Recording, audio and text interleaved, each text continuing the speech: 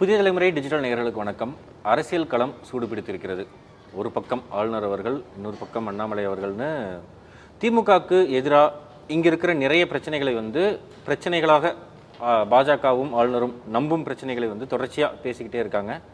அது பற்றியெல்லாம் விவாதிக்க நம்முடன் இருக்கிறார் பத்திரிகையாளர் இந்திரகுமார். வணக்கம் ப்ரோ. வணக்கம். இது நாள் வரைக்கும் காங்கிரஸ் மத்தியில் ஆட்சியில் இருந்தப்பவும் சரி, காங்கிரஸுக்கு கட்சியில் இருந்தவங்க ஷீலா தீட்சித் மாதிரி, ரோசையா மாதிரி அவங்கள தான் கவர்னராக அனௌன்ஸ் பண்ணுவாங்க. குடைச்சல் கொடுக்கறது அப்படிங்கிறது எப்பயுமே இருக்கும்.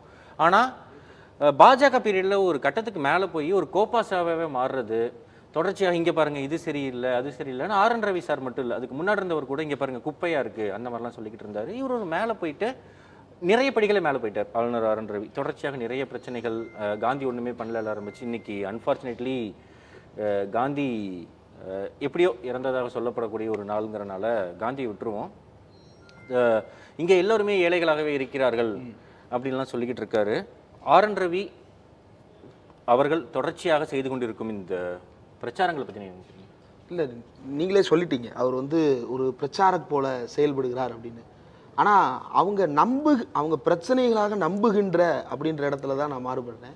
அவர்கள் உருவாக்குகின்ற பிரச்சனைகள், கீழ்வெண்மணி அப்படின்ற அந்த இடத்துல அறப்படி நெல்லுக்காக விவசாயிகளை குடிசையில் போட்டு கொளுத்தின கோபாலகிருஷ்ண நாயுடு நீதிமன்றம் விடுதலை செய்கிறது.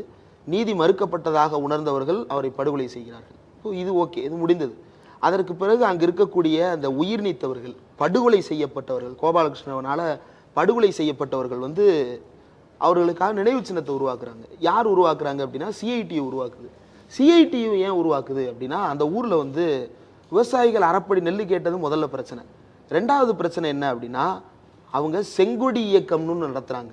சிவப்பு கொடியை தூக்கிட்டு உரிமைகள் கேட்குறாங்க. இந்த சிவப்பு கொடியை தூக்கிட்டு உரிமை கேட்குறவனுக்கு இன்னைக்கு உரிமை கொடுத்தா நாளைக்கு அடுத்த உரிமைக்காக போராடுவான், அடுத்து தன்னுரிமைக்காக போராடுவான் அப்படின்னு சொல்லிட்டு அவர்களுக்கு ஆத்திரம் வருகிறது. அதுதான் அந்த படுகொலைக்கான மிக முக்கியமான குரூரமான காரணம். இப்போ சிஐடியு சிபிஎம்னுடைய அங்கம், சிஐடியு தனி பாடியாக செயல்பட்டு இருக்கு. அவங்க தமிழ்நாடு முழுக்க இருக்கக்கூடிய சிஐடியு தொழிலாளர்கள், உழைக்கும் வர்க்க பாட்டாளி வர்க்க தொழிலாளர்கள், அன்றாடம் அன்றன்றைய சம்பளத்தை வைத்துத்தான் வாழ்க்கை நடத்தி கொண்டிருக்கக்கூடியவர்கள். அவர்களுடைய ஒரு நாள் ஊதியத்தை பங்குத்தொகையாக கொடுத்து கட்டப்பட்ட கட்டடம் தான் கீழ்வெண்மணியில் இருக்கக்கூடிய அந்த தியாகிகளுக்கான நினைவு மண்டபம். அதில் இன்னும் பணிகள் முடியலை.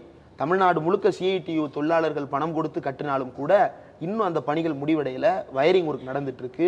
திருவோரங்களில் தமிழ்நாடு முழுக்க உண்டியலோடு சிஐடியு தொழிலாளர்கள் நின்று நிதி வசூலித்து அந்த நினைவு மண்டபத்தை கட்டி கொண்டிருக்கிறார்கள். நினைவு மண்டபங்களை கட்டுறதை இவர் என்னவா கமெண்ட் பண்றாரு அப்படின்னா, இந்த ஊர்ல நான் பார்க்குறேன் எல்லா பக்கமும் குடிசைகளா இருக்கு, பிஎம் ஆவாஸ் யோஜனால ஊழல் நடைபெற்று இருக்கிறது, அதுல இருந்து வீடு கட்ட சொல்லி ஒன்றிய அரசு காசு கொடுத்து இன்னும் குடிசைகளோட இந்த நாடு இருப்பது எனக்கு வேதனை அளிக்கிறது. குடிசைகள் சூழ்ந்த ஒரு பகுதியில் இவ்வளவு பெரிய கான்கிரீட் நினைவு மண்டபமா அப்படின்னு கேள்வி கேட்குறாரு. சரி சார், குடிசைகள் சூழ்ந்த தமிழ்நாட்டில் 150 ஏக்கரில் பில்டிங் வச்சுட்டு உட்காந்துருக்கீங்களே, மான்களோடும் முயல்களோடும் மயில்களோடும், எதுக்கு? ஊட்டியில் வேற ஒன்று இருக்குது. ஊட்டியில் ஒரு பங்களா இருக்குது, அதுபோல் ஈக்காட்டு தாங்கல்ல 8 ஏக்கர் தனியாக நிலம் இருக்குது. இப்படி இவ்வளவு நிலம் எதுக்கு வச்சுருக்கீங்க? கொடுத்துட்டு போயிருங்க. ஆளுநர் மாளிகைக்கு இவ்வளவு நிலம் தேவையில்லை. இங்கு ஏழைகளுக்காக வீடு கட்டுவதற்கு மாதம் 5 கோடியோ இவ்வளவு வாங்குறாரு. ஒவ்வொரு வருஷமும் வாங்கிட்டே இருக்கிறாரு. வாங்கினதுக்கு கணக்கு கேட்டால் அதுவும் கொடுக்க மாட்டாரு. அக்ஷய பாத்திரான்னு தனியார் அமைப்புகளுக்கு காசு தூக்கி கொடுத்துட்டு இருக்கிறாரு. எதுக்கு கொடுக்குறீங்கன்னு கேட்டால் எனக்கு பிடிச்சிருக்கு கொடுக்குறேன் அப்படின்னு சொல்லிட்டு நம்ம வரிப்பணத்திலிருந்து தமிழ்நாடு அரசு அவருக்கு கொடுக்கக்கூடிய பணத்தை அவர் இஷ்டத்துக்கு செலவு பண்ணிட்டு இருக்கிறாரு. கட்டுங்களேன், ஒரு 4-5 இடத்துல வீடு கட்டி கொடுங்களேன். இப்போ அதெல்லாம் அவருடைய நோக்கம் அல்ல. அவருடைய நோக்கம் என்னன்னா, கீழ்வெண்மணியில் ஒரு படுகொலை நடந்து விட்டது, அந்த படுகொலைக்கு காரணம் திமுக, அங்க இருக்கிற ஏழைகளினுடைய இன்றைய ஏழை நிலைக்கும் காரணம் திமுக அப்படின்னு சொல்லிட்டு ஒரு வேகான எந்த விதமான உள்ளீடும் இல்லாத போலியான ப்ரொஜெக்ஷனை நார்த் இந்தியாவுக்கு கொடுக்கணும்னு விரும்புறாரு அவர்.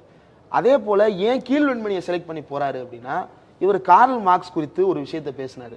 இவங்கெல்லாம் பத்தி பேசுறாங்க, இவங்கெல்லாம் தத்துவ அறிஞர்களா அப்படின்னு சொல்லிட்டு வள்ளலார சனாதனவாதின்னு பேசுறப்பதான் கார்ல் மார்க்ஸை பத்தி ஒரு கமெண்ட் பண்றாரு, டிஸ்கிரிமினேட்டரியா கமெண்ட் பண்றாரு. அதை எதிர்த்து தமிழ்நாடு முழுக்க செங்கோடி ஏந்தி சிபிஎம் தோழர்கள் போராட்டம் நடத்துறாங்க. அந்த போராட்டத்தெல்லாம் பார்த்து இவருக்கு பயம். சமீபத்தில் கடைசியாக மதுரையில் காமராஜ் பல்கலைக்கழகத்துக்கு போனப்போ கூட அவருக்கு கருப்பு கொடி ஆர்ப்பாட்டம் நடைபெற்றது. இப்போ கருப்பு கொடி ஆர்ப்பாட்டம் எனக்கு எதிராக பண்றியா பாரு, நீ கட்டுற நினைவு மண்டபத்தை வச்சு நான் உன்னை கேள்வி கேட்கிறேன் பாரு அப்படின்னு சொல்லிட்டு ஒரு அரசியல்வாதி எப்படி நடந்து கொள்வானோ அதே போல ஆளுநர் ஆர்.என். ரவி நடந்து கொண்டிருக்கிறார் அப்படின்றது தான் இதிலிருந்து தெரிந்து கொள்ளக்கூடியது.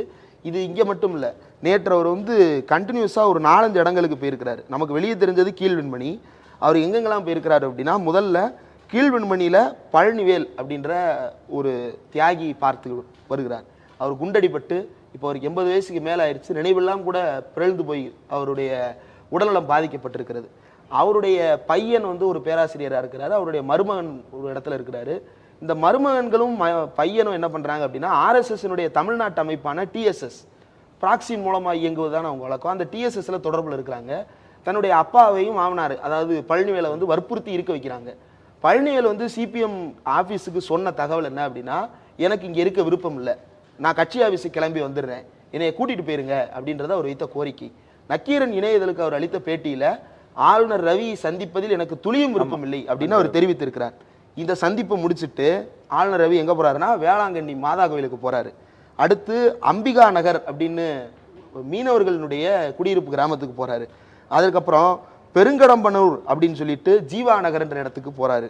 அதுக்கப்புறம் நர்சிங் கல்லூரியில் வந்து நலிந்தோருக்கு வீடு வழங்கும் விழா அப்படின்னு சொல்லிட்டு டிஎஸ்எஸ் சார்பாக ஒரு விழா நடக்குது. அதாவது தமிழ்நாடு ஆர்எஸ்எஸ் கிளை சார்பாக ஒரு விழா நடக்குது. அந்த விழாவில் கலந்துக்கிட்டு அதற்கு பிறகு வந்து சிக்கல் கோயிலுக்கு போகிறாரு. இதுதான் ஆளுநருடைய பிளான். நீங்கள் ஆளுநருடைய பிளான் வந்து சிங்கிள் பிளான், அந்த நர்சிங் காலேஜுக்கு பின்னாடி இருக்கக்கூடிய பகுதியில் நடக்கிற அந்த விழாவுக்கு போகிறது மட்டும்தான். ஆனால் சுற்றி இவ்வளவு கட்டமைப்பு அவர் ஏன் உருவாக்குறாரு அப்படின்னா, ஒரு அரசியல்வாதியாக அவர் செயல்படுகிறார்.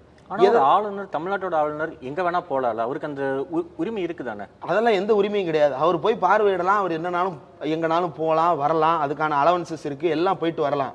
அரசியல் பேசுவதற்கு அவருக்கு உரிமை இருக்கிறதா?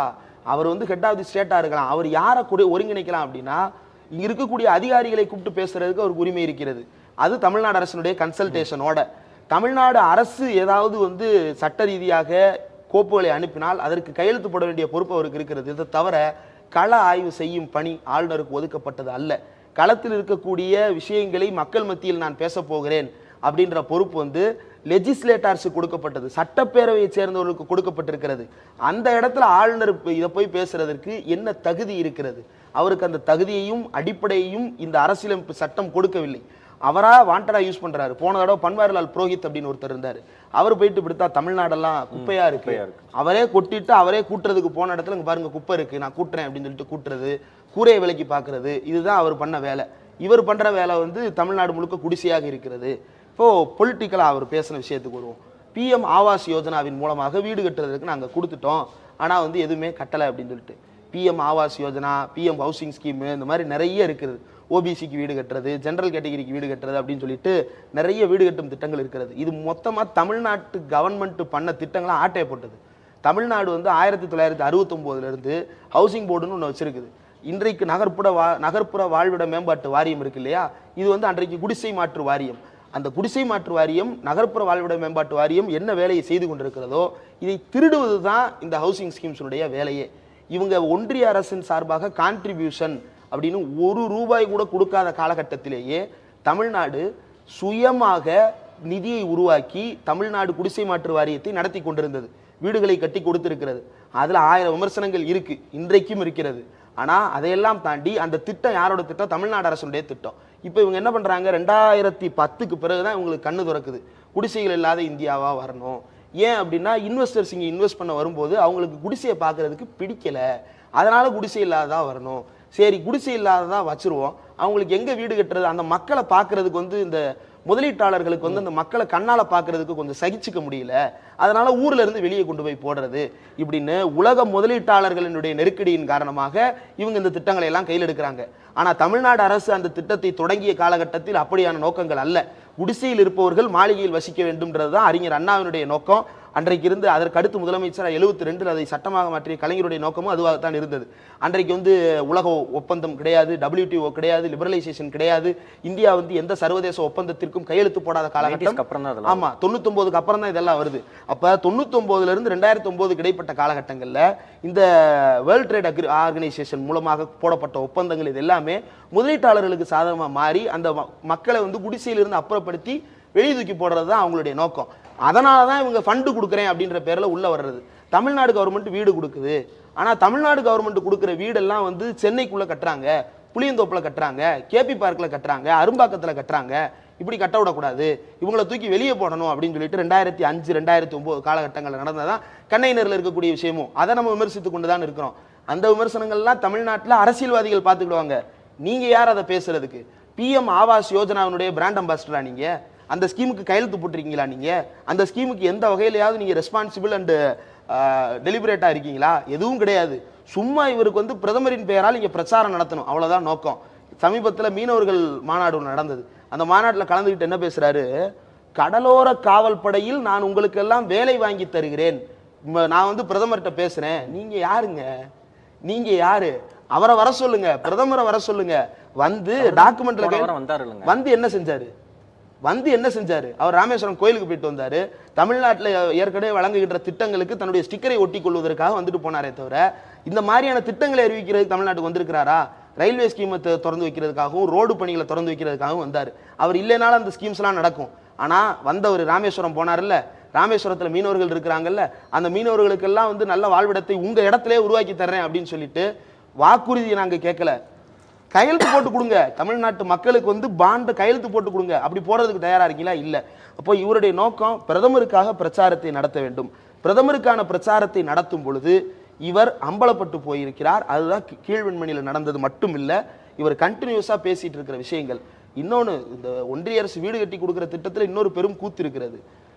நகர்ப்புறங்களில் வந்து வீடு கட்டி கொடுக்குற திட்டம் ஒன்று இருக்கு. அதுல வந்து ஒன்றிய அரசுடைய கான்ட்ரிபியூஷன் எவ்வளவு தெரியுமா? எவ்வளவு கொடுப்பாங்கன்னு நினைக்கிறீங்க? திட்டத்தின் பேர் பிரதமர் மோடி திட்டம். ஒரு 8-10 லட்சம் ரூபாய் செலவாகுதுன்னு வச்சுப்போம். ஒன்றிய அரசு எவ்வளவு கொடுப்பாங்கன்னு நினைக்கிறீங்க? நியாயமா கொடுக்கறதா இருந்தா ஒரு 70% கொடுக்கணும். எனக்கு தெரிஞ்சு கொடுக்க மாட்டாங்கிறது யதார்த்தம். 70% வேணாம் சார், 50% கொடுக்கட்டுமே. அவங்க என்ன சொல்றாங்க தெரியுமா? மொத்தமாவே வந்து 2 லட்சம் ரூபாய்க்குள்ள வீடு கட்டிடணும், நான் 1 லட்சம் ரூபாய் தர்றேன். 2 லட்சம் ரூபாய் மட்டும் கட்டிடுறதா?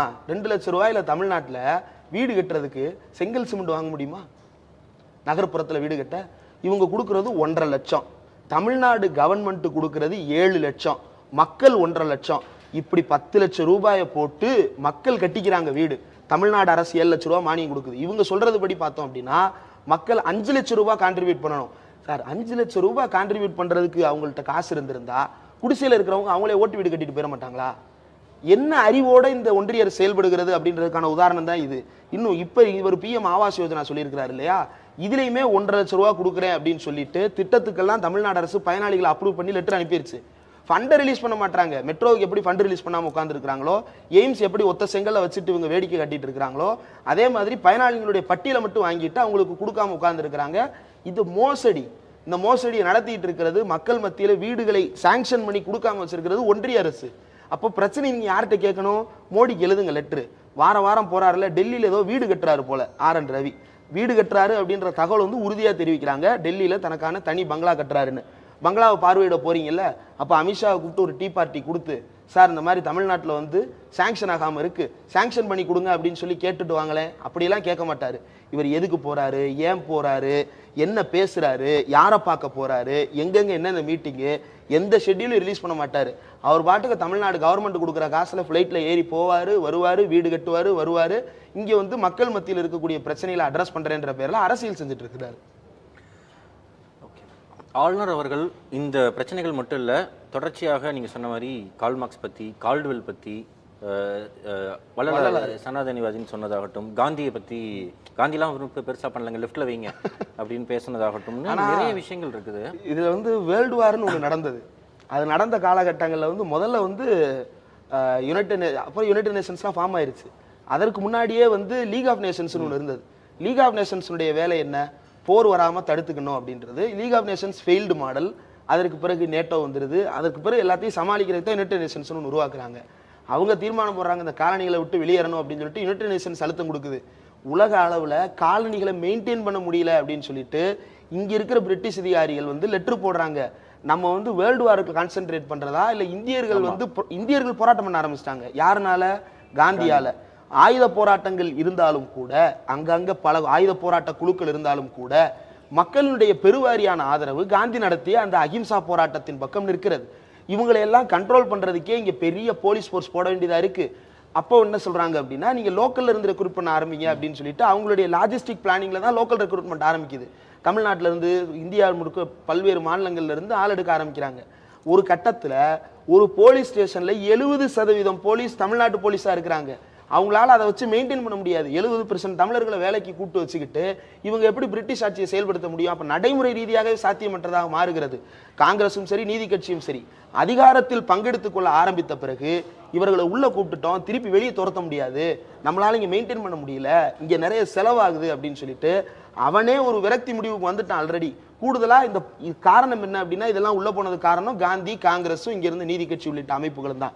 அப்போ இது எல்லாம் சேர்ந்து தான் விடுதலை போராட்டத்தை ஊக்குவிக்கிறது. நேதாஜி சுபாஷ் சந்திர போஸை பொறுத்த வரைக்கும் தமிழ்நாட்டில் வந்து ஆர்.என். ரவி அதை பேசுறதுக்கு எந்த அருகதையும் கிடையாது.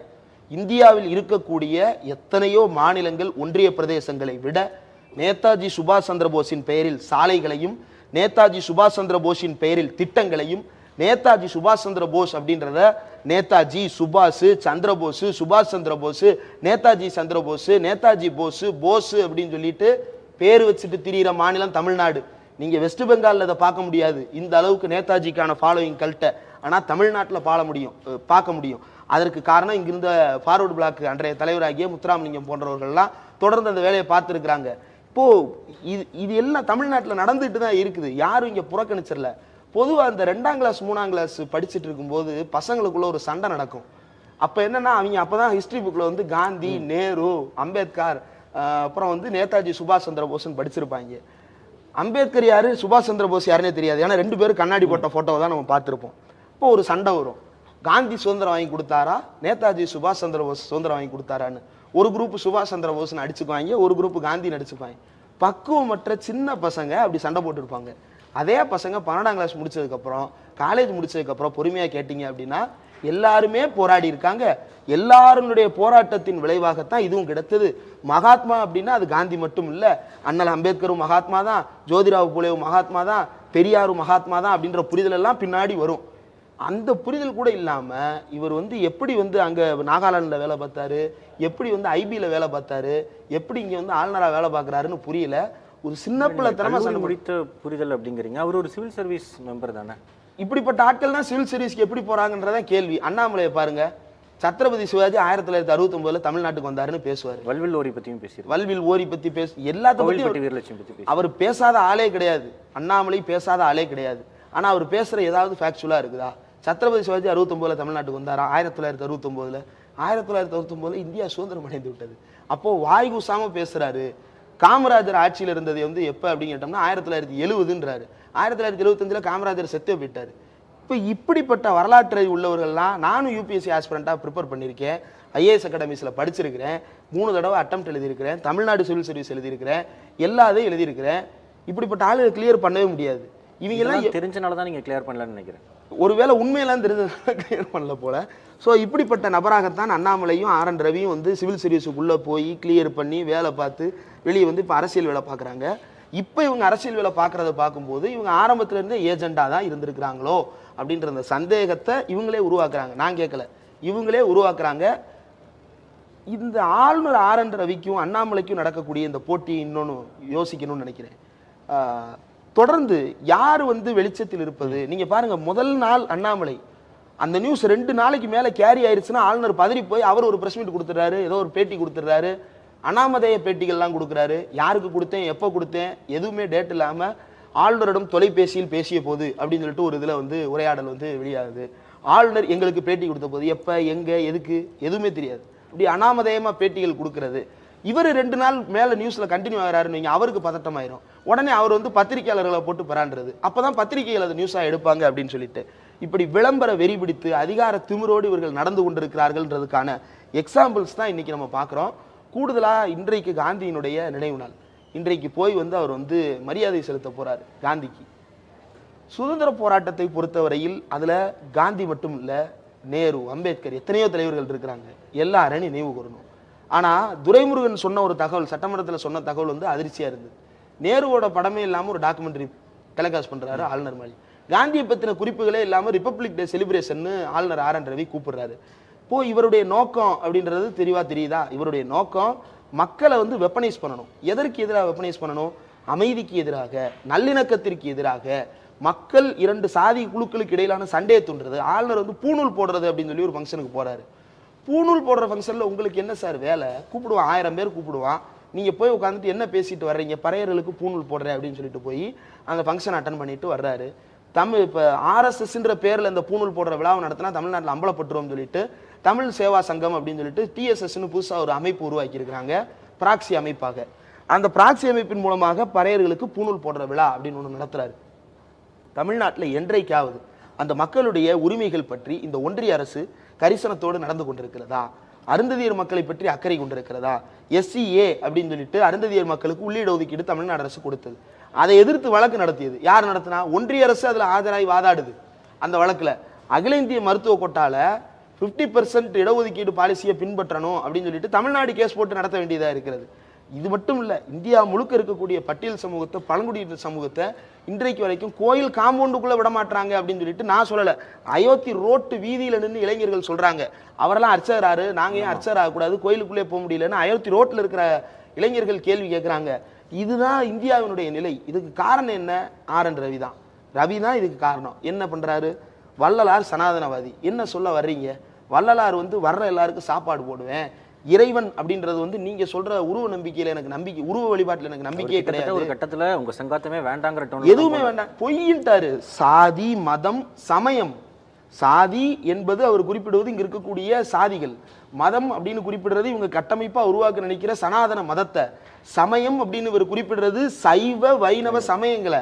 மூணையும் நிராகரித்து விட்டு பொய் அப்படின்றாரு. அந்த பொய் அப்படின்னு சொன்னவரை இவர் சனாதனவாதி அப்படின்னு சொல்றாருன்னா எவ்வளவு பெரிய அயோக்கியத்தனமான ஸ்டேட்மெண்ட். இப்படியெல்லாம் பேசி பேசி சாதியை வளர்த்து கொண்டிருப்பவர்கள் எப்படி இந்த ஸ்டேட்மெண்ட்டை வாய் கூசாம பேசுறாங்க? கீழ்வெண்மணியில போய் ஆளுநர் இருப்பதற்கு வெட்கப்பட வேண்டும், அசிங்கப்பட வேண்டும். அங்க இருக்கக்கூடிய மக்களுடைய போராட்டத்தை பற்றி எந்த விதமான அறிவும் இல்லாமல் ஒரு நினைவு சின்னத்தை பத்தி கேள்வி எழுப்புறாரு.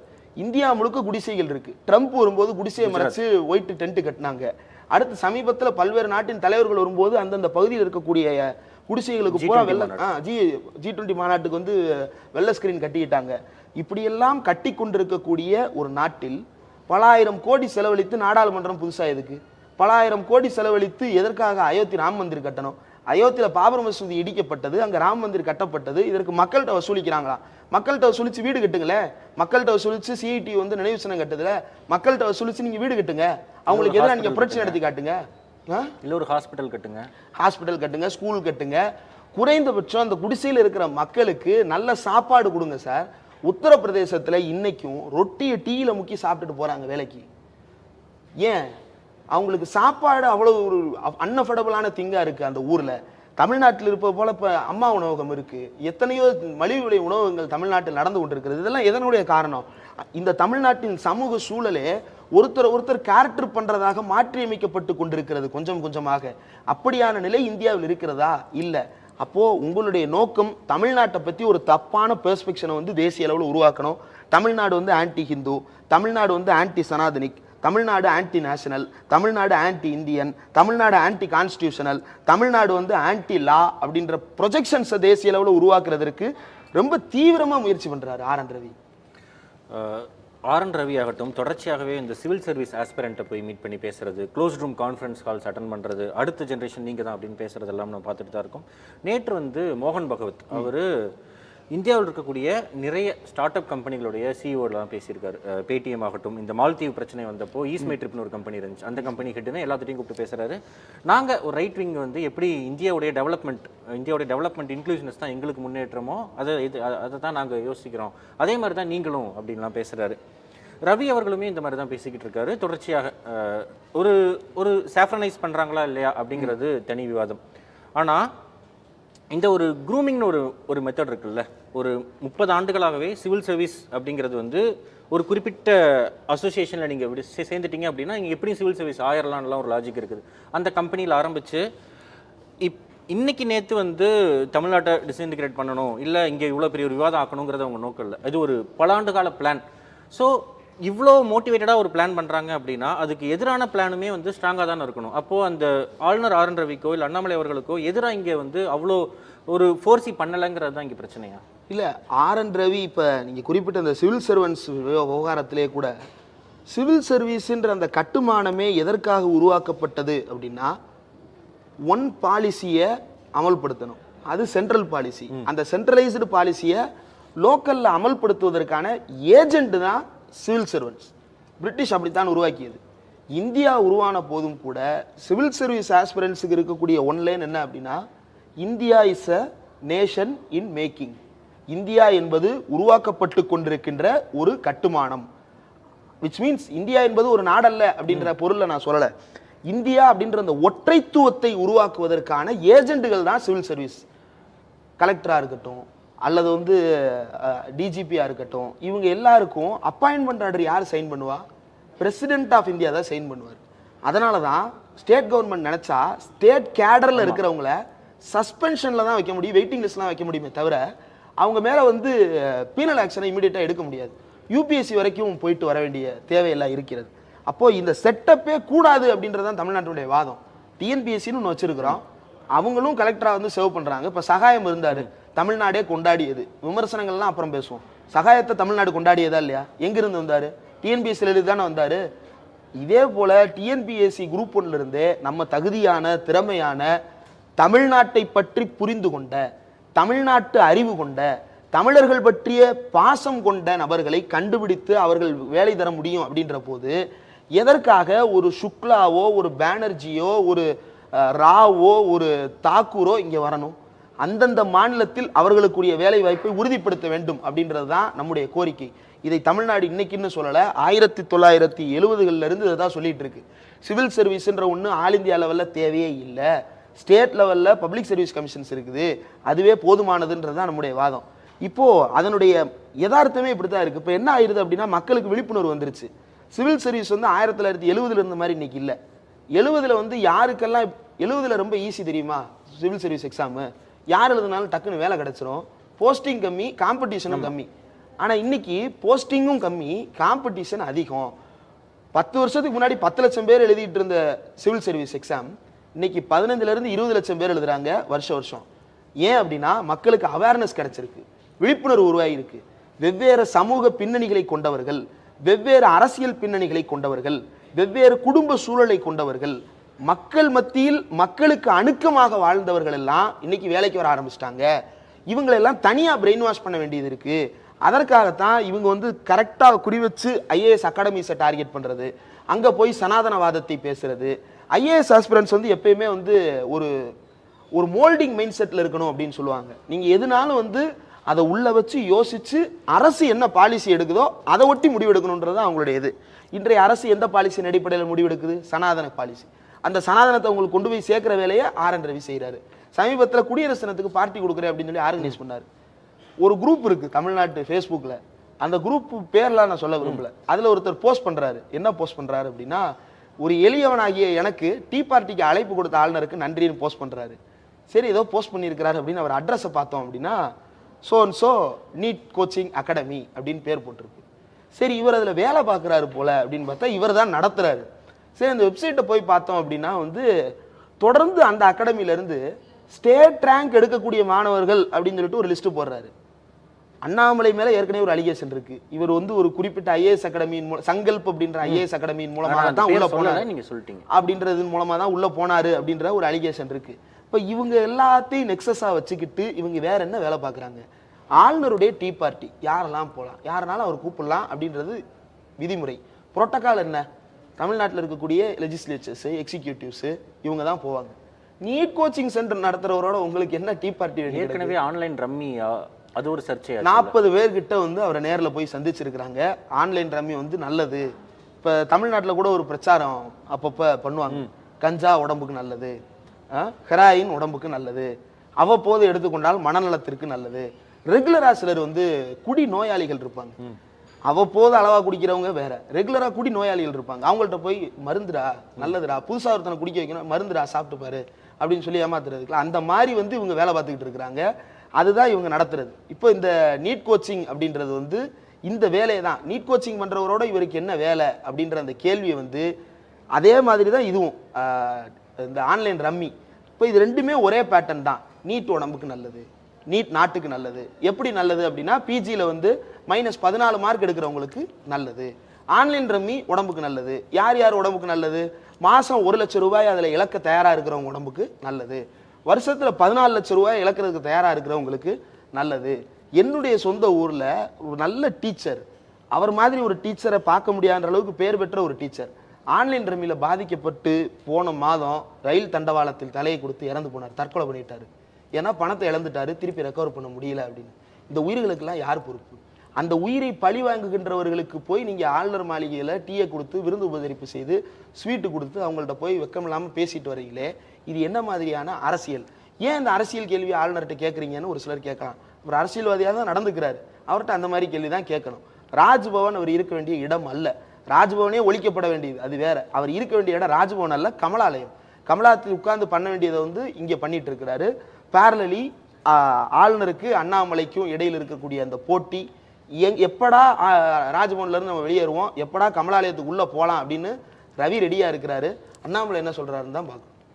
நீங்கள் யூஜிசி வேலைவாய்ப்பு பற்றிலாம் சொன்னனால அந்த 2 விஷயங்களும் பேசிடலான்னு நினைக்கிறேன். 2 நாளுக்கு முன்னாடி அந்த யூஜிசி பற்றி ஒரு சர்ச்சை வந்துச்சு, ரிசர்வேஷன் பிரச்சனைகள்.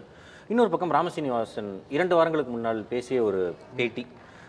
2 வாரங்கிறது பழசு தான், ஆனால் கடந்த 2 மாத காலமாகவே தயாநிதி மாறன் 3 ஆண்டுகளுக்கு முன்னால் பேசிய ஒரு வீடியோவை தான் வந்து வட இந்தியா முழுக்க சுத்தல விட்டாங்க. நிறைய பிரபலங்கள்கிட்ட பேட்டிலாம் எடுத்தாங்க.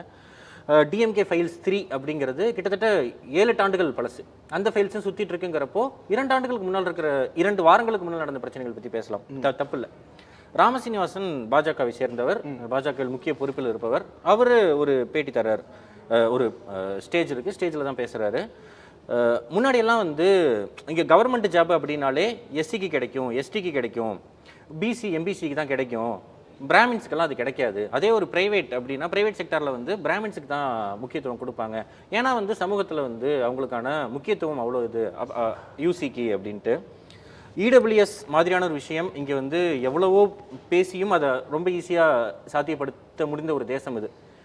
அப்படியான ஒரு தேசத்தில் இன்னமும் இப்படியான கட்டுக்கதைகளை தொடர்ச்சியாக சொல்லிக்கொண்டு நாங்கள் இந்துக்களின் பாதுகாவலர் அப்படின்னு சொல்கிறாங்க. அப்போது அந்த இந்துக்களுக்குள்ள இந்த பிசி எம்பிசி எஸ்டி எஸ்டி இவங்கெல்லாம் அந்த இந்துக்கள் அப்படிங்கிற அந்த பட்டியலில் எங்கே இருக்காங்களா? இதில் வந்து ராமசீனிவாசன் பேசுனதுக்குள்ளே போகிறதுக்கு முன்னாடி நம்ம தேசத்தினுடைய பிரதமர் வந்து ஒரு விஷயத்தை குறிப்பிடுறாரு. கற்பூரி தாக்கூர் அப்படின்ற அந்த பேரை வந்து சமீபத்தில் கேள்விப்பட்டிருப்பீங்க. புதிய தலைமுறையினுடைய மெயின் டிவி டிபேட்டில் அந்த பிக் ஸ்டோரியில் கூட நான் அதை பற்றி பேசியிருந்தேன்.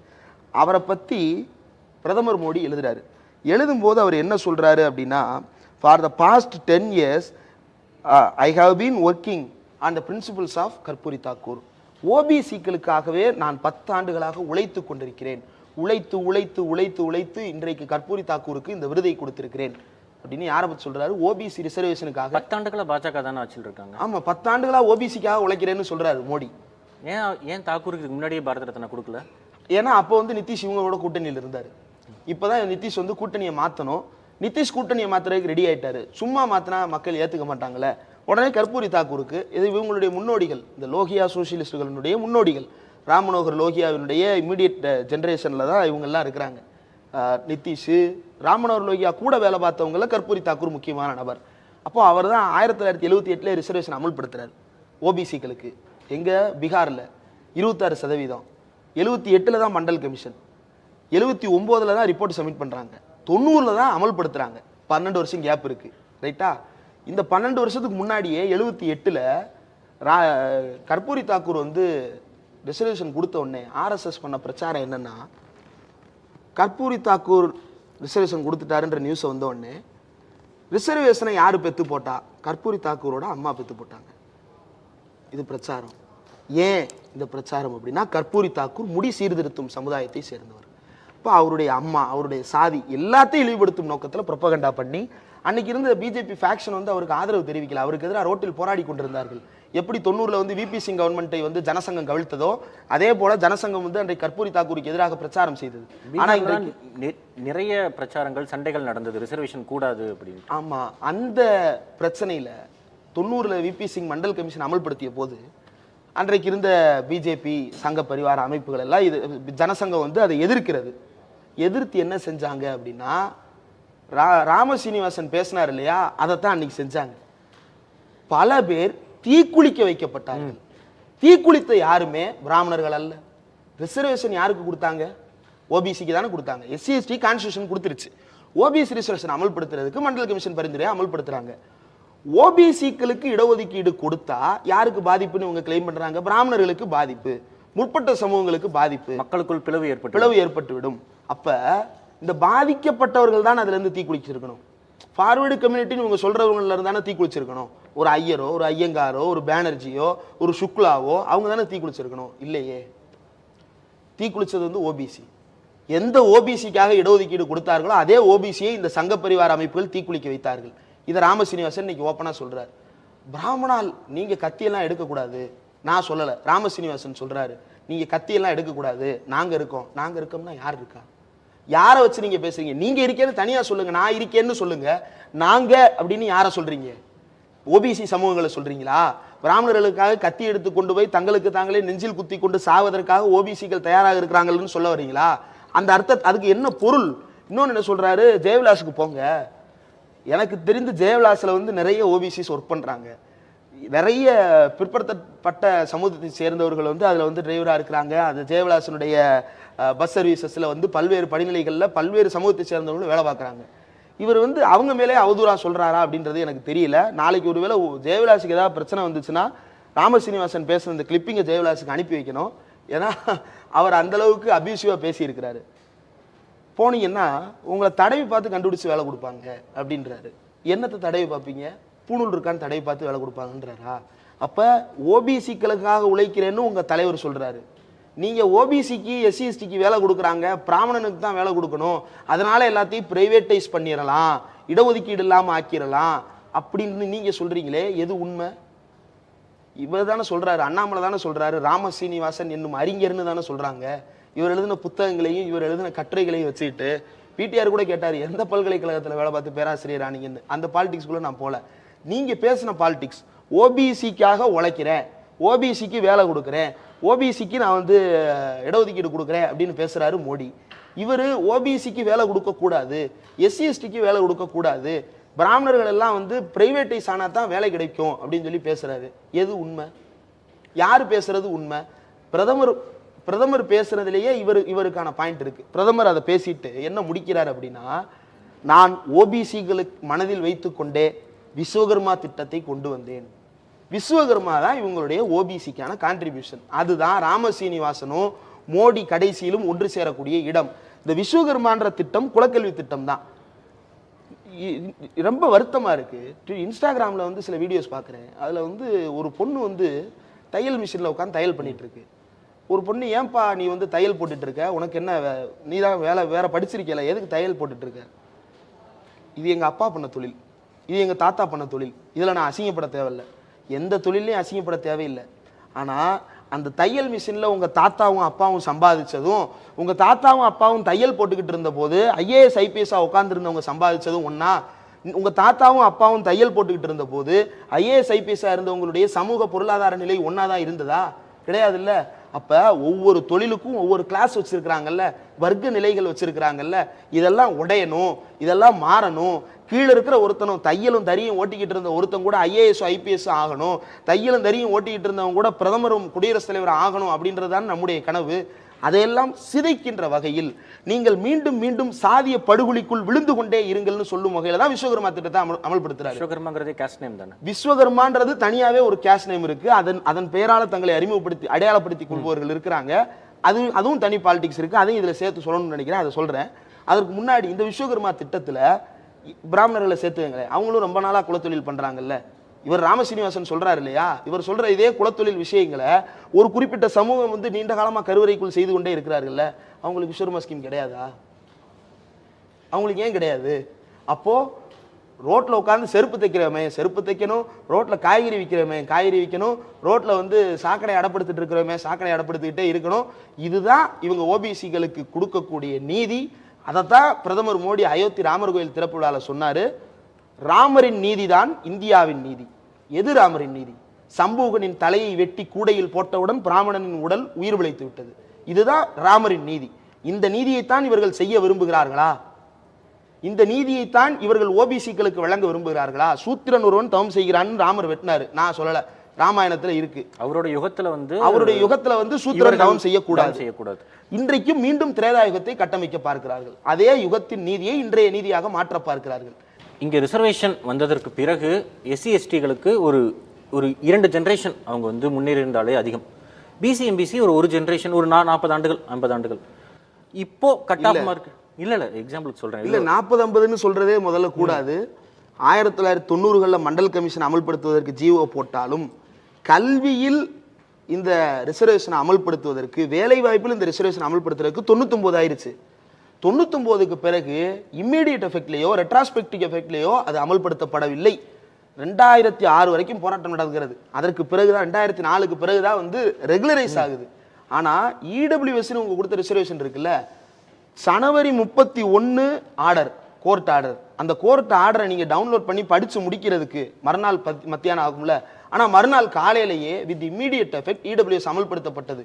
ஓபிசி ரிசர்வேஷன் அப்படி அமல்படுத்தப்படவில்லை.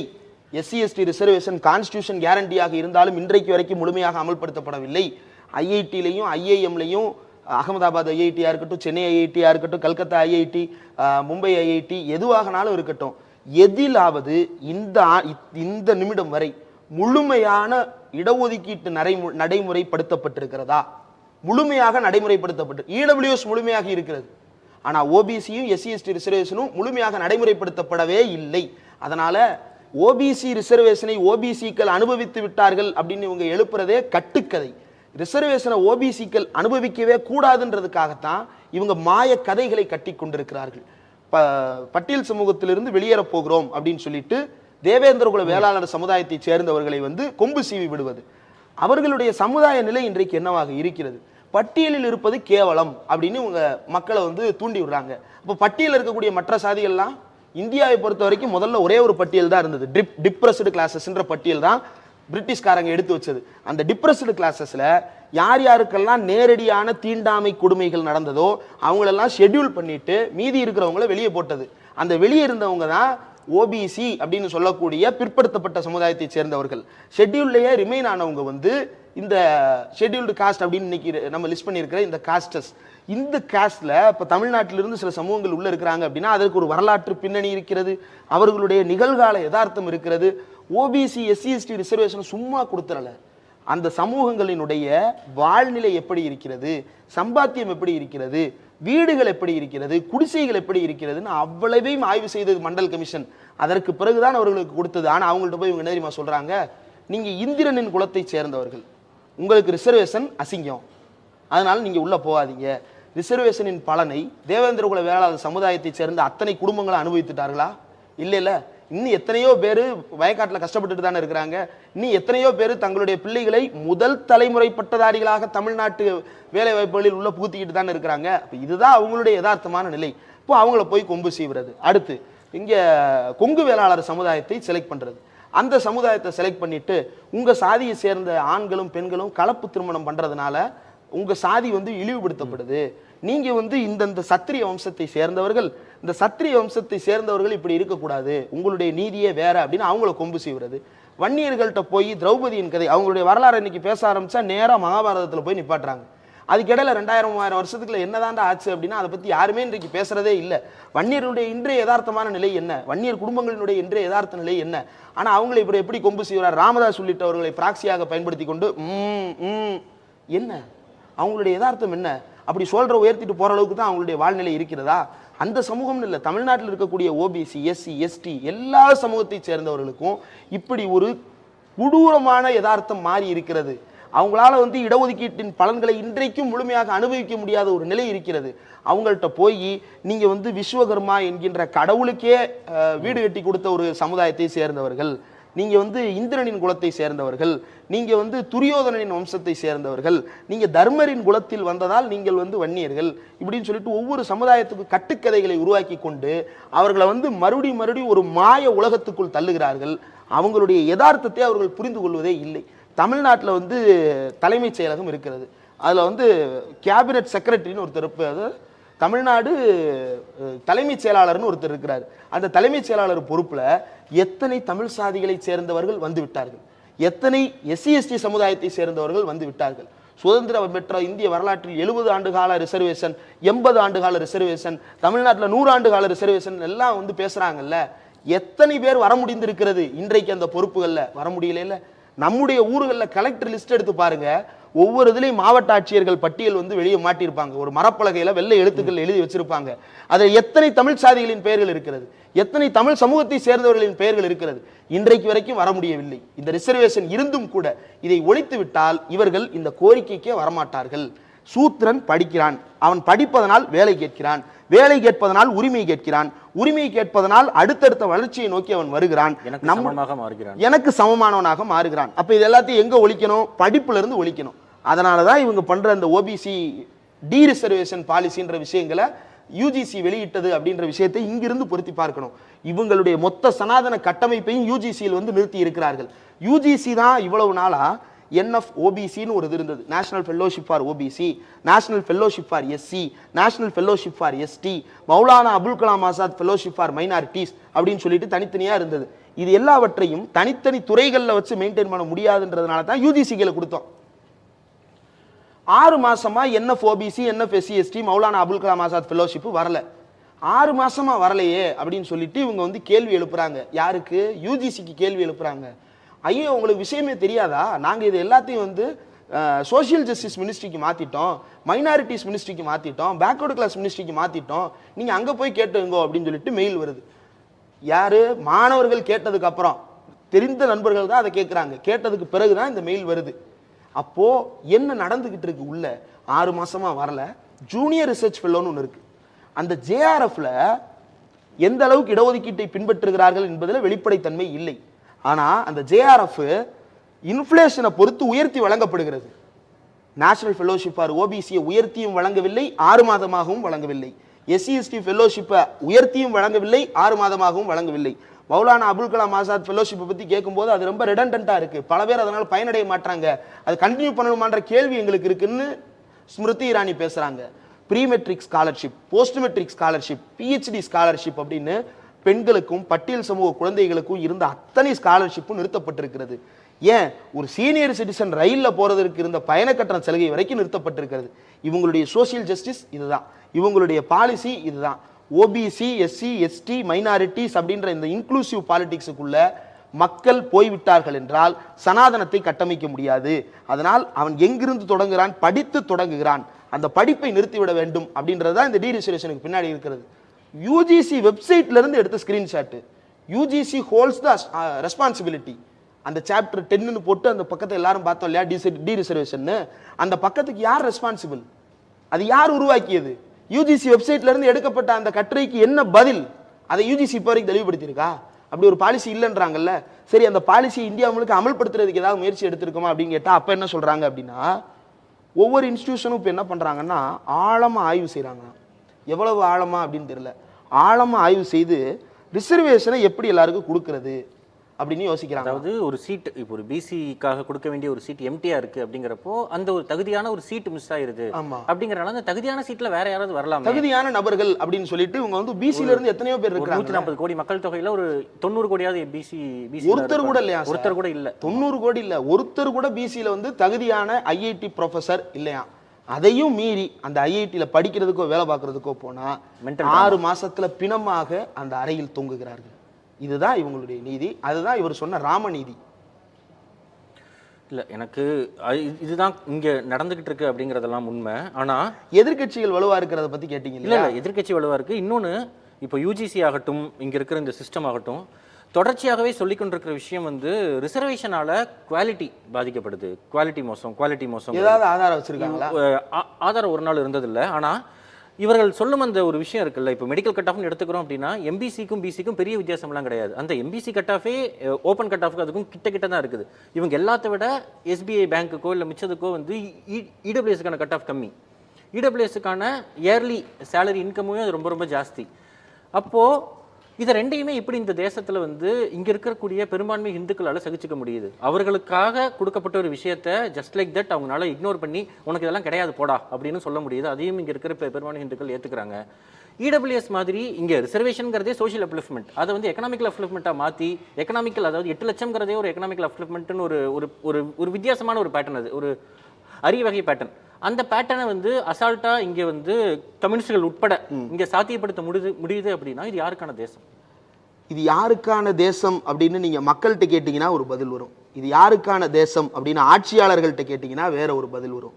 இந்தியா அப்படின்னு நாம் சுதந்திரம் பெறும்போது இந்த கட்டமைப்பை உருவாக்கி கொண்ட காலத்தில் இருந்து இப்போது வரைக்கும் இந்த நாடும் இந்த நாட்டின் அரசமைப்பு முறையும் எப்படி நடைமுறைப்படுத்த போகிறது, யாரு பலனாளிகளாக இதில் இருக்க போகிறார்கள் அப்படின்றத பொறுத்த வரைக்கும் மத்திய இந்திய பகுதிகளில் இருந்தும் வட இந்திய பகுதிகளில் இருந்தும் வந்த ஆதிக்க சமூகத்தை சேர்ந்த ஒரு சிலர், அதில் சில பேர் இன்க்ளூசிவாகவும் இருந்திருக்கிறாங்க, ஆதிக்க சாதிகளை சேர்ந்த ஒரு சிலர், அதிகார வர்க்கத்தை சேர்ந்த ஒரு சிலர் தொடர்ந்து இந்த நாட்டை தங்களுக்கான நாடாகவே வைத்துக்கொள்ள வேண்டும் அப்படின்றது தான் அவங்களுடைய விருப்பம். அதனால தான் கான்ஸ்டியூஷனில் இன்னைக்கும் பார்த்தா கஸ்டமரி பிலீஃப்ஸுக்கு கான்ஸ்டியூஷன் இடம் கொடுத்துருக்கு. எந்த நாட்டின் கான்ஸ்டியூஷன் அப்படி கொடுக்காது. ஒரு மதசார்பற்ற நாட்டின் எந்த கான்ஸ்டியூஷனும் அதை கொடுக்காது. ஆனால் இந்தியாவினுடைய கான்ஸ்டியூஷன் உருவாக்கப்படும் செக்குலர்ன்ற வார்த்தை தான் கான்ஸ்டியூஷனுக்கு புதுசு. செக்குலரிசம்ன்ற தத்துவம் கான்ஸ்டியூஷனுக்கு ரொம்ப ரொம்ப பழசு. 1935 கவர்மெண்ட் ஆஃப் இந்தியா ஆக்ட்ல இருந்து அதை பற்றி இந்திய அரசாங்கம் பேசி கொண்டிருக்கிறது, இந்தியர்கள் பேசி கொண்டிருக்கிறார்கள். ஆனால் இதன் பயனாளிகள் யார் அப்படின்னு கேள்வி எழுப்பும் போது தான் பிரச்சனை வருகிறது. இதை மக்கள் மத்தியில் நேரடியாக கொண்டு போய் சேர்க்கிறது அப்படின்னா மக்களுக்கு இதை பற்றின புரிந்துணர்வையோ விழிப்புணர்வையோ ஏற்படுத்துவதே கிடையாது. நீங்கள் யூபிஎஸ்சி எக்ஸாம் பற்றி நியூஸ் பேப்பரில் ஒரு சின்ன விளம்பரம் வரும்.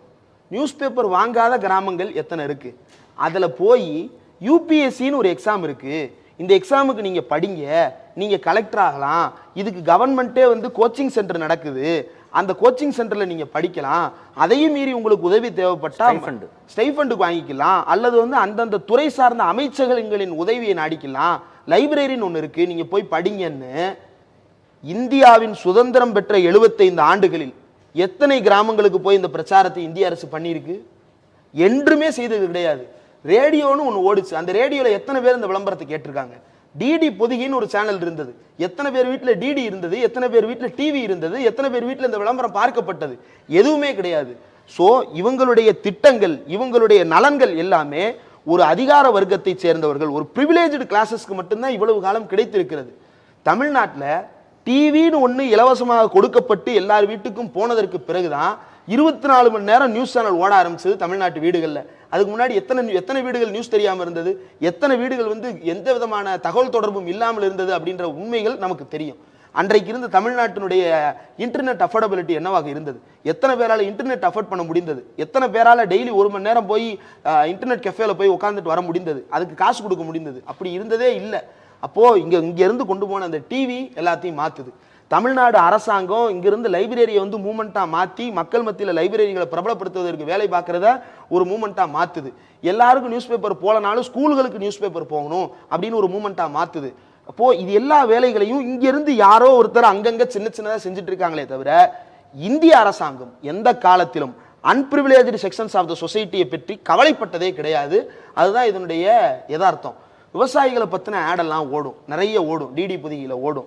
அது எதனால் இப்போ ஓடுது, இதுக்கு முன்னாடி ஓடலை அப்படின்னா இப்போ ஓட்டியே ஆகணும் அப்படி விளம்பரம் பண்ணிட்டோம்னு ஒரு காட்ட வேண்டிய நிர்பந்தத்தை நல்லா வேகும் ஆடு அதெல்லாம் இப்போ உருவாக்கி இருக்கிறோம். அந்த குறைந்தபட்சம் அதையாவது பண்ணுன்ற நெருக்கடி இன்றைக்கு சமூகம் உருவாக்கி இருக்கு, அதனால அந்த வேலையை பண்றாங்க.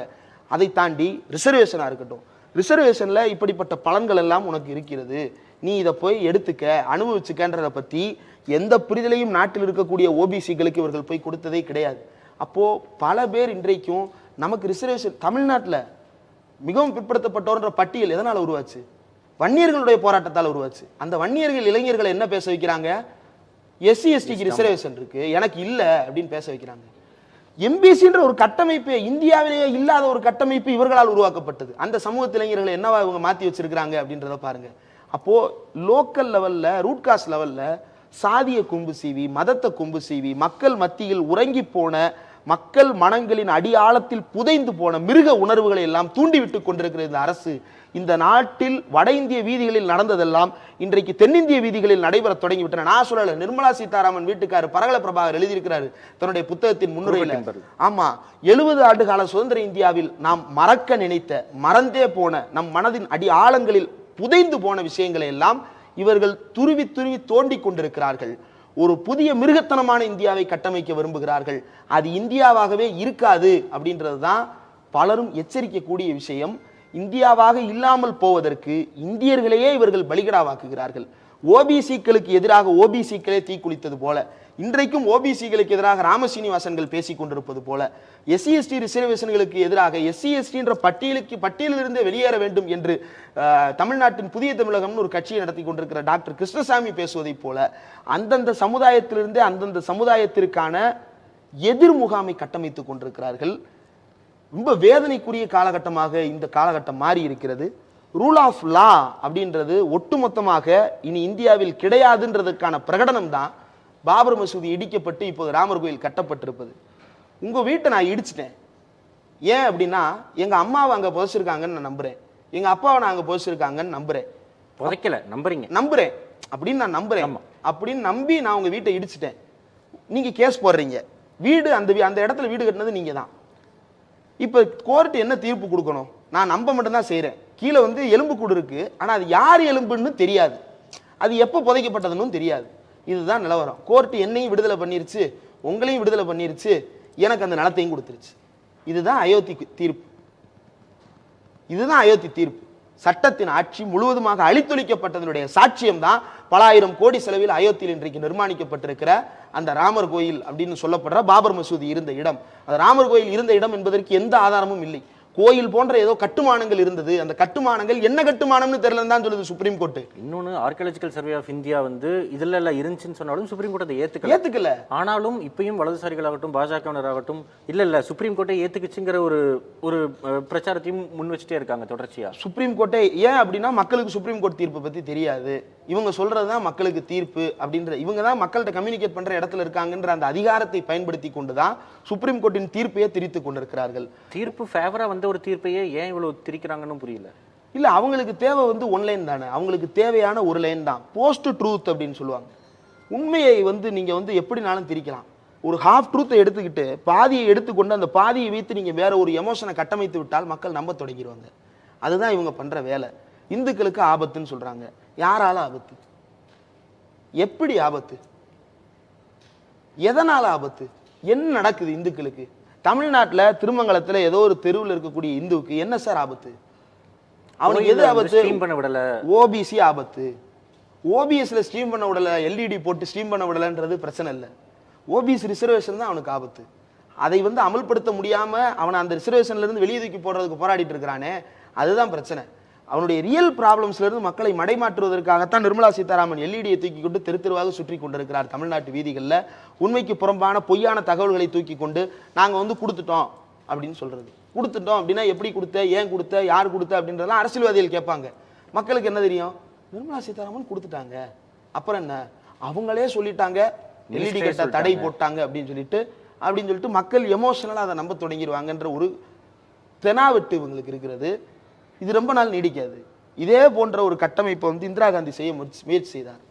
இவங்க அளவுக்கு சர்வாதிகாரம், இவங்க அளவுக்கு ஒரு பாசிஸ்ட் இல்லை இந்திரா காந்தி. இந்திரா காந்தியினுடைய எமர்ஜென்சி கொடுங்கொன்மை தான், அது அட்டோக்ராட்டிக் தான். அந்த அட்டோக்ராட்டிக்கை இந்தியா எதிர்த்தது. இன்றைக்கும் அதனுடைய பாதிப்புகளை நாம் பல இடங்களில் உணர்ந்து கொண்டிருக்கிறோம். அதிகாரம் ஒட்டுமொத்தமாக மையப்படுத்தப்பட்டது அந்த காலகட்டத்தில் தான். கல்வி உரிமைகளாக இருக்கட்டும், மாநில உரிமைகளாக இருக்கட்டும், பல விஷயங்கள் பல சட்ட திருத்தங்களின் மூலமாக அந்த இந்திரா காந்தி எமர்ஜென்சி காலகட்டத்தில் தான் மையப்படுத்தப்பட்டது. அதை கண்டிப்பாக இன்றைக்கும் எதிர்த்து கொண்டுதான் இருக்கிறோம். ஆனால் ஒரு மதவாத ஆட்சியை நிறுவ வேண்டும் என்பது அவங்களுடைய நோக்கமாக இல்லை. இவங்களுடைய நோக்கமும் மதவாத ஆட்சியை நிறுவுவதா அப்படின்னா, மதத்தின் பெயரால் ஒரு கார்ப்பரேட்டுக்கு நாட்டை விற்பது. ஒரே மொழி, எதுக்காக ஒரே மொழி பேசணும்? நீங்க லாஜிக்கலா யோசிச்சு பாருங்களேன். ஏன் நம்மளால ஃபர்ஸ்ட் ஒரே மொழி எப்படி பேச முடியும்? இல்ல, அவங்க சொல்றாங்கல்ல ஒரு மொழின்னு உருவாக்க விரும்புறாங்கல்ல, ஏன் விரும்புறாங்கன்னு யோசிச்சு பாருங்க. இந்தியாவில் இன்னைக்கு பல மொழிகள் பேசுறாங்க. பல மொழிகள் பேசுறதுனால அந்தந்த மொழியில அவங்கள்ட்ட போய் சேர வேண்டியதா இருக்கு. அப்போ முதலாளிக்கு ஒன்று தேவை. என்ன தேவை? ஒரு பெரிய மார்க்கெட் தேவை. இந்தியா இன்றைக்கும் பெரிய மார்க்கெட் தான். ஆனா இது சிங்கிள் லாங்குவேஜா மாறுச்சுன்னா அதை விட பெரிய மார்க்கெட் யாருக்கு? அதானிக்கு. யாருக்கு? அம்பானிக்கு. அவர்களுக்கு விற்பனை செய்வதற்கு ஏதுவான ஒரு சூழலை அன்றிலிருந்து இன்று வரை உருவாக்க முயற்சி செய்து கொண்டிருக்கிறது இந்தியாவின் அதிகார வர்க்கம். அதற்கு எதிரான போராட்டம் தீவிரப்படுத்தப்பட்டதன் விளைவுதான் ஆளுநர் பதவி வரைக்கும் ரோட்டில் இறங்கி அரசியல் செய்யப்பட்டிருப்பதற்கான காரணம். ஆனால் அது எதுவும் மாறாது இல்லை. தமிழ்நாடு குளோபல் இன்வெஸ்டர்ஸ் மீட்ல கூட அதானி கம்பெனிஸ் தான் 70,000 கோடி. ஆமா, அப்படிதான் இவங்களுடைய அரசின் கட்டமைப்புகள் எல்லாமே மாறி இருக்கிறது. எல்லா அரசுகளும் முதலாளிகள் கிட்ட தான் இருக்கு. ஆமா, இந்தியாவினுடைய வெளியுறவு கொள்கைகளுக்கு உட்பட்டு தான் கேரளா தமிழ்நாடும் செயல்பட முடியும். சிபிஎம் கவர்மெண்ட் கேரளாவில் இருக்கலாம். ஆனால் வெளியுறவு கொள்கைகள், முதலீட்டின் கொள்கைகள் அப்படின்னு எடுத்துக்கிட்டோம் அப்படின்னா இந்தியாவின் கொள்கைக்கு உட்பட்டு தான் அவங்க செயல்பட முடியும். இந்தியா உலக வர்த்தக மாநாட்டில் போய் என்ன ஒப்பந்தம் போட்டு வருது, இந்தியா வந்து WTO ஒப்பந்தத்தில் என்ன கையெழுத்து போட்டு வருது, பாரிஸ் ஒப்பந்தத்தில் இந்தியா என்ன பேசிட்டு வருது, என்னைக்காவது நமக்கு தெரியுமா? நம்ம ஸ்டேட்டில் ஒரு என்விரான்மெண்ட் மினிஸ்டர்னு ஒருத்தர் இருக்கிறாரு, இண்டஸ்ட்ரியல் மினிஸ்டர்னு ஒருத்தர் இருக்கிறாரு. இவங்களை கூப்பிட்டு அந்த மாநாட்டுக்கு என்னைக்காவது போயிருக்கிறாங்களா? ஜெய்சங்கர் சார் தான் போவார். கலந்த ஆலோசனைன்ற பேரில் இவங்க எல்லாரையும் கூப்பிடுவாங்க. கூப்பிட்டு இவங்கள்ட்ட சரிப்பா அங்கே போய் இவர் ஏதோ ஒரு முடிவை எடுத்துகிட்டு வருவார். அதுக்கு நம்மலாம் கட்டுப்படணும். இந்தியாவை திறந்து விட போகிறேன் அப்படின்னு நரசிம்மராவ் அங்கே போய் முடிவு எடுத்துகிட்டு வருவார். நம்ம இங்கே ஒத்துக்கணும். இந்தியாவில் வந்து எல்லா வேர்ல்ட் ட்ரேட் அக்ரிமெண்ட்ஸையும் நம்ம ஏற்றுக்கிட போகிறோம் அப்படின்னு சொல்லிட்டு மன்மோகன் சிங் ஏற்றுட்டு வந்துடுவார். நம்ம இங்கே ஒத்துக்கணும். இவர் பிரதமர் மோடி ஷாங்காயில் போய் ஒப்பந்தம் போட்டு வருவார். என்னென்ன ஒப்பந்தம் போட்டு வருவார்? டிசாஸ்டருக்கு எதிரான வலுவான கட்டமைப்பை இந்தியாவில் உருவாக்கப் போகிறேன் அப்படின்னு ஒப்பந்தம் போட்டு வருவார். தமிழ்நாடே வெள்ளக்காடலை மிதக்குது. ஆனால் பாருங்கள், அந்த அம்மா போய் வைகுண்டத்தில் போய் ஸ்ரீவைகுண்டத்தில் போய் இப்போ கோயிலில் போய் போராட்டம் பண்ணிட்டு இருக்காங்க. இப்போ வரைக்கும் ₹1 நேஷனல் டிசாஸ்டர் ரிலீஃப் ஃபண்டிலேருந்து வரல. அப்போ ஷங்காயில் போய் நீ என்ன கையெழுத்து போட்டு வந்த? எதுக்கு தான் கையெழுத்து போட்டு வந்த கையெழுத்தை? அப்போது இதுதான் இவங்க உலகளவில் போடக்கூடிய ஒப்பந்தம், இதுதான் இவங்க உலகளவில் போடக்கூடிய ஒப்பந்தங்களின் லட்சணம். மக்களுக்கு ஒரு நலத்திட்டம் போய் சேர வேண்டும்னு போடப்பட்ட ஒப்பந்தத்தை இப்போ வரைக்கும் நடைமுறைப்படுத்த முடியல இவங்களால. டிசாஸ்டர் ரிலீஃப் ஸ்டேட்ன்றதை உருவாக்கணுன்றதுக்கு ஷங்காயில் போய் ஒப்பந்தம் கையெழுத்து போட்டு வர்றாங்க அப்படின்னா அதை இவங்களால் அமல்படுத்த முடியல. ஆனால் யாரோ எப்பயோ போட்ட உலக ஒப்பந்தங்களை எல்லாம் இன்றைக்கும் அப்படியே பின்பற்றி கொண்டே இருக்கிறார்கள் இல்லையா? அதை வலுப்படுத்தி கொண்டே இருக்கிறார்கள் இல்லையா? அமெரிக்காவோடு தீவிர நல்லுறவை வளர்க்க விரும்புகிறாங்க. ரஃபேல்னு ஒரு விமானம் எதுக்கு? போருக்கு போகிற அளவுக்கு இந்தியா உலகத்தில் எந்த நாடும் இன்றைக்கு தயாராக இல்லை. போர் கூடாதுன்றதான ஒப்பந்தம். எதுக்கு அந்த ரஃபேல் விமானம்? நம்மளுடைய பாதுகாப்பு, நான் ஸ்ட்ராங்காக தான் இருக்கேன். அப்போ நம்ம வந்து பிரம்மாஸ்திரான்னு ஒன்று வச்சிருக்கிறோம். நம்ம வந்து பல்வேறு ஏவுகணைகள் வச்சிருக்கிறோம். என்ன அது? என்ன அதுக்கு இன்வெஸ்ட் பண்றதெல்லாம் என்ன? அப்ப உலக முதலீட்டு நெருக்கடிக்கு இந்தியா வந்து கட்டாயப்படுத்தப்படுகிறது. அதனால் தான் இந்த ஒப்பந்தங்கள் எல்லாம் தொடர்ந்து நடந்து கொண்டே இருக்கிறது. அது லார்ஜர் ஃபைட். அந்த இன்வெஸ்ட்மெண்ட் ஓரியன்டட் ஃபைட்ஸ் வந்து லார்ஜர் ஃபைட். ஆனா அந்த 50 வரைக்குமே கூட இன்வெஸ்ட்மெண்ட் ஓரியன்டா நிறைய ஃபண்ட்ஸ் இன்னுமே இந்தியா மாதிரியான வளரும் தேசங்கள் செஞ்சுட்டு தான் இருக்கும். ஆமா, அதற்கு எதிரான இந்த வர்க்க புரட்சி அப்படின்றது தனி லைன். ஆனா இன்றைக்கு இவர்கள் செய்து கொண்டிருக்கக்கூடிய இந்த மதவாத அட்ராசிட்டிஸை நம்ம அதை காரணம் காட்டி இவன் வந்து பாவம் அப்படின்னு விட்டு வைக்க முடியாது. இதுதான் முதல் கொடுங்கோன்மை. இந்த முதல் கொடுங்கோன்மையை பக்கத்தில் இருக்கிற எதிரியை வீழ்த்தாம தூரத்தில் ஏதோ ஒரு தேசத்தில் உட்கார்ந்து இருக்கிற எதிரியை என்ன வீழ்த்த போறேன்னு பேச போறோம். இப்ப இந்தியாவின் எதிரி யார்? மதவாதம். இந்தியாவின் எதிரி யார்? சாதியவாதம். இந்தியாவின் இன்றைய ஊழல் எது? சமூக நீதியை மறுப்பதுதான் இந்தியாவின் மிகப்பெரிய ஊழல். அதற்கு எதிராக இங்கு முதலில் ஒரு இயக்கங்கள் தீவிரப்படுத்தப்பட வேண்டும். தமிழ்நாட்டில் இன்னைக்கு இருக்கு. அதனால நம்ம இன்வெஸ்டர் மீட்டை பத்திலாம் பேசுறோம். ஆனா உத்தரப்பிரதேசத்தினுடைய நிலை என்ன? பீகாரினுடைய நிலை என்ன? குஜராத்தினுடைய நிலை என்ன? மத்திய பிரதேசத்தினுடைய நிலை என்ன? அங்கெல்லாம் பொருளாதார வளர்ச்சி அடைந்து விட்டதாக ஒரு சிலர் கணக்கு காட்டினாலும் கூட அந்த வளர்ச்சியெல்லாம் ஒரு நகரத்தை மையப்படுத்தியதாக, ஒரு முதலாளியை மையப்படுத்தியதாக இருக்கிறது. அங்க இருக்கக்கூடிய ஜிடிபி பெர் கேபிட்டா என்னவாக இருக்கிறது? இங்க இருக்கக்கூடிய ஜிடிபி பெர் கேபிட்டா என்னவாக இருக்கிறது? வளர்ந்த மாநிலம்னு ஊபி இன்னைக்கு கிளைம் பண்ணிக்கிறாரு யார்? யோகி ஆதித்யநாத். எதுல வளர்ந்தார் அப்படின்னு கேட்டோம்னா தனியார் அமைப்பை சர்வே எடுக்க விட்டு அவர் வளர்ந்ததான் அவரே காட்டிக்கிறாரு. இந்தியன் ஸ்டாட்டிஸ்டிக்கல் ரெக்கார்ட்ல அப்படி எதுவுமே இல்லை. இவரா தனியா உருவாக்கிக்கிறாங்க ஜிடிபியில் நாங்க உயர்ந்து விட்டோம் அப்படின்னு. மக்கள் என்ன நினைக்கிறாங்க? பாருங்க யூபி வளர்ந்துருச்சு போல, அவ்வளவுதான். ஒரு ஃபேக் ப்ரொபகண்டா. அவங்களுக்கு தேவை ஹெட்லைன் மட்டும்தான். அப்போ அந்த பிரச்சாரங்கள் எல்லாம் இங்க நம்ம பேசுறது வேற. தேசிய அளவில் இன்றைக்கு சமூக நீதிக்கான அரசியலை பேச வேண்டிய காலகட்டம் இது. இதற்கு ஊடகவியலாளர்களும் சரி, செயற்பாட்டாளர்களும் சரி, அரசியல் கட்சி தலைவர்களும் சரி இந்த புள்ளியில் இருந்து விலகினால் இந்தியா எந்த காலத்திலும் நீடித்த போராட்டத்திற்கு தயார்படுத்தப்பட முடியாது. அதனால் முதலில் இந்த அரசியல், இந்த நோய்மையிலிருந்து நாம் மீள வேண்டும். அதற்கு பிறகு பக்கத்தில் இருக்கக்கூடிய கொடுமைகளை நம்ம அண்டி பேசலாம். முதலில் இந்த நோய்மையை வீழ்த்துவதற்கு தயார்படுத்த வேண்டிய காலகட்டம் தான் இது. அரங்கத்திற்கு வந்து நிறைய விஷயங்கள் தொடர்ச்சியாக பேசியதற்கு மிக்க நன்றி.